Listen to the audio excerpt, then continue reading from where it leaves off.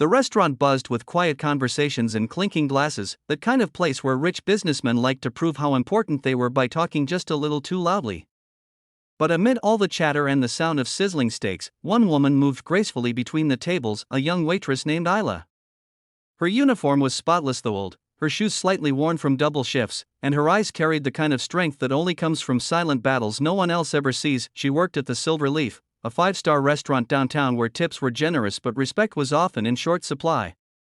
Most of the servers feared the late-night bookings, the power tables, as they called them, because that's when the elite came in, with their expensive suits, ego-filled laughs, and careless words that cut deeper than knives. Ayla didn't have the luxury to refuse any table. Her mother was in the hospital, her younger brother's school fees were due, and she was barely holding her life together. That night, a black Rolls-Royce pulled up outside. Out stepped Mr. Damien Frost, a tech millionaire known for his arrogance and money, the kind of man who thought every person around him existed for his amusement. He walked in, followed by his friends, investors, influencers, and one young producer trying desperately to impress him. The manager straightened his tie and hurried toward Ayla, table 6. "Be careful, that's Mr. Frost and his party. They're demanding." She nodded, smoothing her apron and forcing a polite smile. When she approached, Mr. Frost was already laughing loudly about some idiotic translator he had fired earlier that day. He barely looked up when she spoke. "Good evening, sir. Would you like to start with drinks?" "Ah, the help speaks," he said mockingly. "Sure, sweetheart. Bring us your best wine, not that cheap stuff." His friends chuckled. Ayla didn't flinch. She simply nodded and walked away, but she could feel their laughter chasing her back to the counter. When she returned with the wine, Mr. Frost was waving a folder in front of his guests. "So, get this. I offered the position of Director of International Affairs to whoever could translate this document. It's in Mandarin, full of business slang, tech references, everything. And you know what? Not a single one of those top graduates could do it." He leaned back, smirking. "I told them, translate this, and you'll be a director by morning."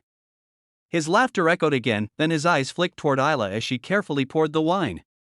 "You speak English well. Tell me, sweetheart, can you translate Chinese?" The whole table erupted in laughter. Ayla froze for half a second, not in fear, but because the words hit something deep inside her.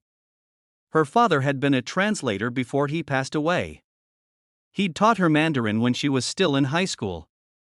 She hadn't spoken it in years, not since life forced her to trade dreams for survival. She set the bottle down calmly.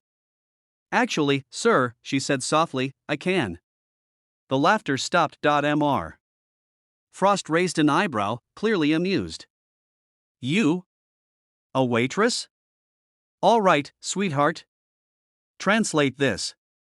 He slid the document across the table with a mocking grin. "Do that, and I'll make you a director tomorrow." Ayla took the pages, her heart thudding.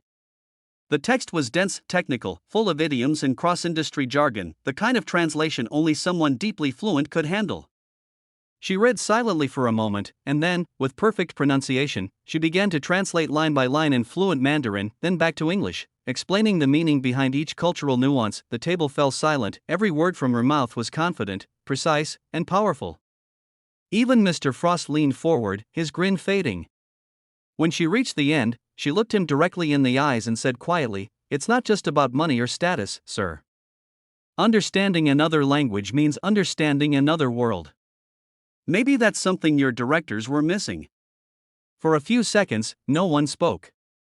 Then, one of Frost's business partners broke the silence with slow applause. "She's right," he said. "That translation was flawless." Frost tried to recover, forcing a laugh. "Well, I'll be damned. You've got some brains, I'll give you that." Ayla simply smiled. "Thank you, sir. Now, would you like me to bring dessert?" The table erupted in awkward laughter, but this time, it wasn't aimed at her, it was at Frost, the man who'd just been humbled by a waitress. By the end of the night, the businessman who had once mocked her left quietly, eyes lowered, while his partner discreetly slipped Ayla a card. "Call me tomorrow," he whispered. "We could use someone like you, someone who actually understands people." Ayla didn't cry, though her hands trembled when she tucked the card into her pocket. That night, as she walked home under the dim streetlights, her shoes aching and her heart racing, she looked up at the sky and smiled for the first time in weeks. The next morning, she called the number. Within a month, she was working as a junior international coordinator, her skills finally recognized. Her mother's hospital bills were paid, and her brother went back to school. As for Mr. Frost, he later admitted in an interview that a waitress once reminded me that real intelligence doesn't wear a suit. Ayla's story became a quiet legend among her co-workers, a reminder that no job defines your worth, and no title decides your destiny, because sometimes, the one serving your table might just be the most capable person in the room. And if you're still watching this, remember this moment, because Ayla's courage isn't just hers. It's a reflection of everyone who's ever been underestimated, mocked, or ignored but still kept fighting. If this story inspired you, hit that like button, subscribe to the channel, and share it with someone who needs to hear that their worth goes far beyond what others see.